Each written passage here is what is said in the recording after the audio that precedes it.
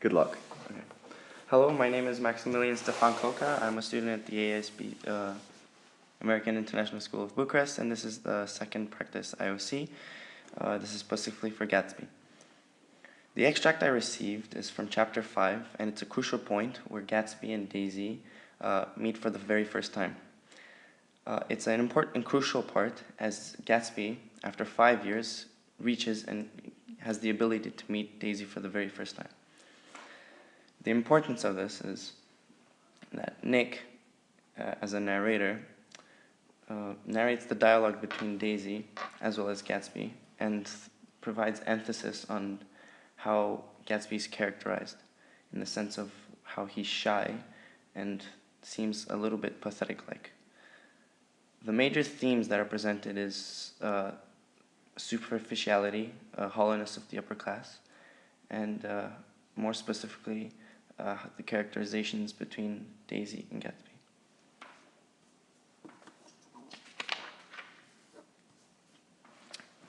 Gatsby, pale as death, is rather a use of foreshadowing in terms of what would later become of him in the ending of the novel. And it doesn't just show a foreshadowing of his death, but it also shows how he's wet from the rain from standing outside, as well as how he's shy towards the meeting of Daisy, as well as being afraid, and specifically with his hands plunged like weights in his coat pocket.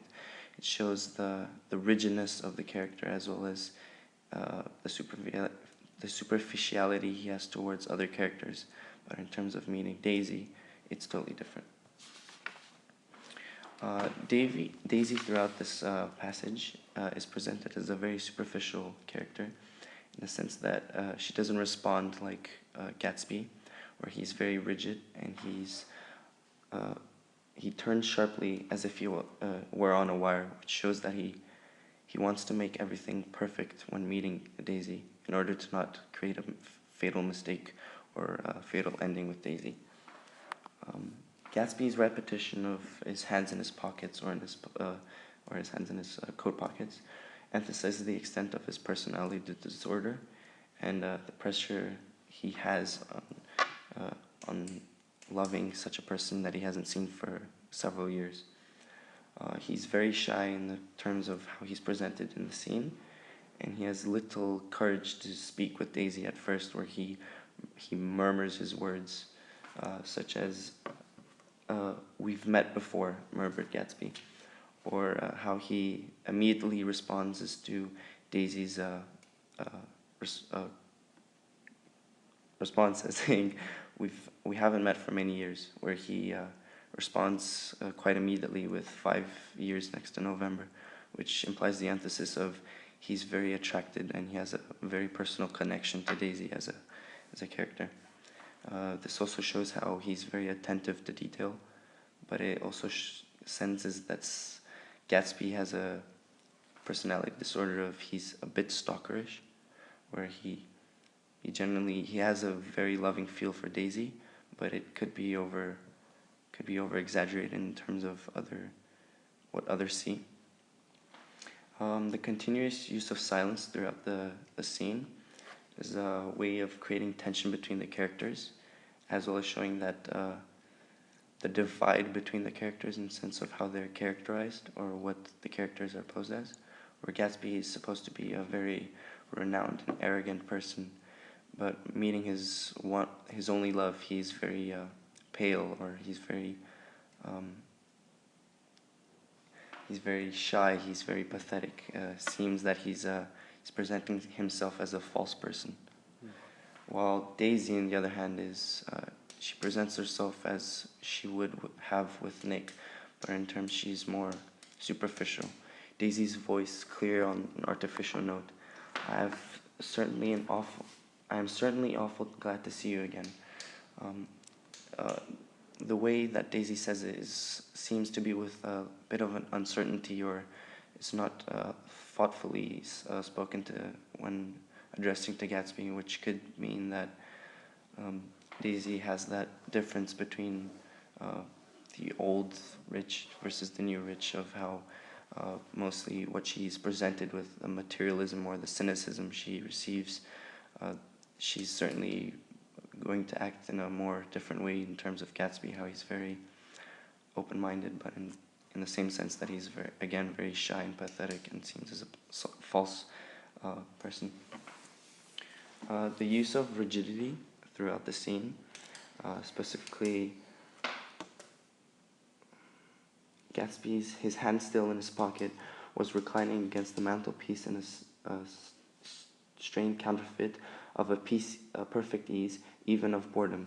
His head leaned back so far that it rested against the face of a defunct mantelpiece clock, and from this position his distraught eyes stared down at Daisy. So the tension he creates by imposing himself as a rigid person gives the sense that he's so close to his one and only dream, or in fact hope, for seeing and becoming together with Daisy, that he's afraid to abort it. In the sense, he's afraid to fail against with Daisy. Specifically, the distraught eyes stare down at Daisy. It again gives it's a specific characterization done by Nick, where he specifically shows how Gatsby has a true passion for this woman, specifically Daisy. But in terms, it could also again refer how he's a bit stalkerish, in the sense that he's been stalking her for almost 5 years, and is very gazed, or he's very upon Daisy's features. And how Nick constantly creates the sense of silence, a pause it endured horribly. It just imposes the emphasis on the silence, and how, again, there's a very distinct difference between Gatsby and Daisy, and where there's this social divide, or there's this order between the characters, whereas if they hardly know each other, and it gives that sense of falseness, but between both characters, as well as Daisy and Gatsby. And Nick, on the other hand, is very he feels as if he feels the sense of tension building, but he doesn't have a sense of the true feeling either for Gatsby or for Daisy. Okay. Your commentary was very good. You're a little bit short of time, so I'm going to invite you to go back through the texts and just see if you can have a look at any of the other symbolic qualities which might be featured, and maybe you can expand upon the references to the time and the clock that you already have done. And then any sort of deeper inferences you can make about the characters and their relationships based on what you know of their past. So you can make links to wider knowledge of the text if you feel that's necessary. Okay.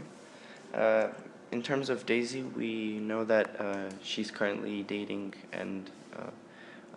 Tom Buchanan, which is of the old rich, so an old aristocrat. And while Gatsby, in terms of serving in the army and receiving his renowned heritage of money, he's presented as the new rich, in the sense, and there's the divide between East Egg and West Egg, and specifically for the characters in terms of their background in wealth, we could see how there's the divide between characters' way of acting in terms of what they're presented to them.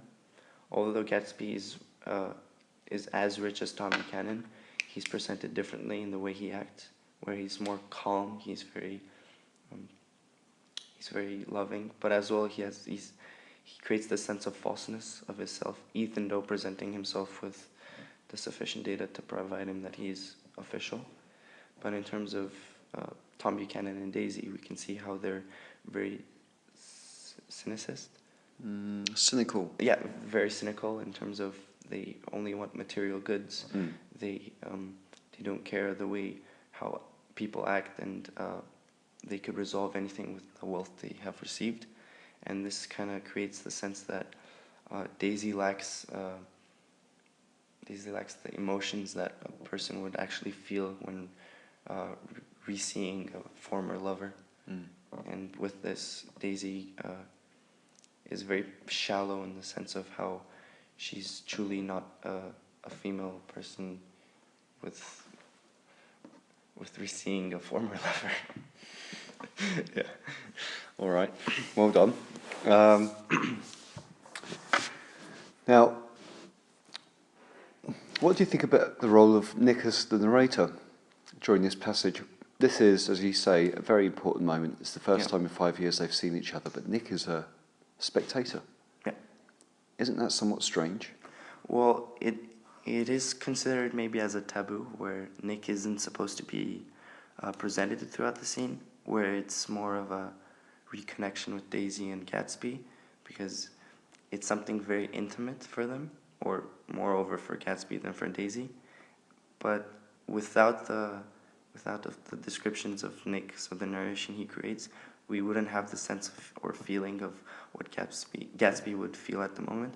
So it could be also it could be considered as taboo, but it's also a crucial point for the development of the story. For the story, in the sense that Nick provides us with crucial information of what Gatsby feels for the characters. But without Nick's presence, we wouldn't be able to see the true nature of Gatsby or Daisy as a person. Mm-hmm. And maybe one final comment. Can you look at the description of Gatsby and his body language and mannerisms? How does that help to lend itself to a reader's understanding of his character and his emotions within the scene? So with reference to his body language and gestures. So specifically how I said throughout the play, Gatsby is very rigid in his movements, in the sense of he always presents himself with his hands plunged like weights into his coat pockets, and weights would emphasize that he's very uneven or very shy, so he's kind of trembling in a way. He has that uncertainty in the sense, and that although he's a very confident character throughout other scenes, here he's very uneven, so it's not himself. And there's one more. And whereupon he turned and caught it with the trembling fingers and set it back into place. Then he sat down rigidly, his elbows on the arm of the sofa and his chin in his hands. "I'm sorry about the clock," he said. This again shows how he's very rigid as a person, and maybe this rigidness of the way Gatsby's using could show that he wants to make sure that every single sequence or moment he has with Daisy wouldn't be false or wouldn't end up as a mistake. Mm-hmm. Okay, well thank you, Maxi. We're at the end of our time, 30 minutes.